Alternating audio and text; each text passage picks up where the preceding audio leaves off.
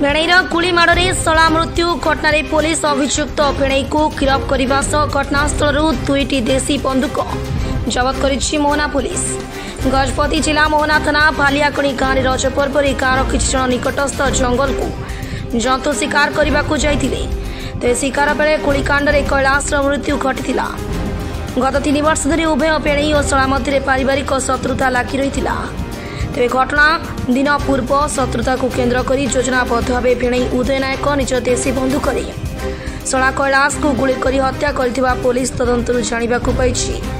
Police संक्रांत एक मामला रुजु कर घटनास्थल दुईटी देशी बंदूक जबत करने अभियुक्त उदय को गिरफ्त कर कोर्ट चलाण कर हत्याकांड घटिला। देखो से दिन रज थिला, रज दिन से गाँव में ये जो एक्यूज हम ज्वाई जे मरीज सी हम तार शला ये दिज गाँ लोक पाख जंगल को जाते शिकार करने ज्वाई पाखे बंदूक थिला, शला पाखे बंदूक थिला। ये दिज गोटे पटे जगी जो वन्यजंतु आसिले मारिया बहुत समय लेट है। वन्यजंतु किसी आसलानी आर सुजोग नहीं कि सुनसान सुजोग नहीं कि ज्वाई उदय नायक ता शला कैलाश नायक को तार निज बंदूक मारदेला। मारिया फल से तले पड़ मरीगला। तार गुड़ाए समय पर गाँ लोक गले, गाँ लोक पहुँचले, ज्वाई को पचारे ये केमती मरला। से खाली प्ली ना कि जे जंतु आसला बोली मारली और शला बोली मुझे जानी मारनी बोली प्ली ना कि तदंत जहाँ जना पड़ा से जानी जानी तार निज शला को बंदूक मार दे। तार दी जनकर पूर्व 2-3 वर्ष पूर्व शत्रुता थिला, पारिवारिक शत्रुता थिला।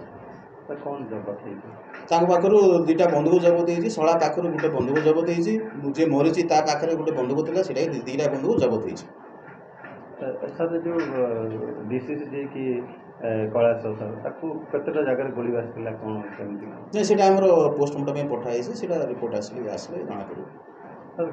गाँव में किसी लोक जाते शिकार करने वन्यजंतु शिकार करने बेआईन बंदूक व्यवहार करवा ए संक्रांत वन विभाग पाखे कौन नहीं आम वन विभाग को इनफर्मेशन करूँ। आम भी से गाँव में सर्च करूँ आ घर बंदूक अच्छी कौन अच्छे जब बंदूक मिले आईन अनुसार केस कर। उदयगिरी देवाशीष कारची रिपोर्ट टुमाणी टीवी।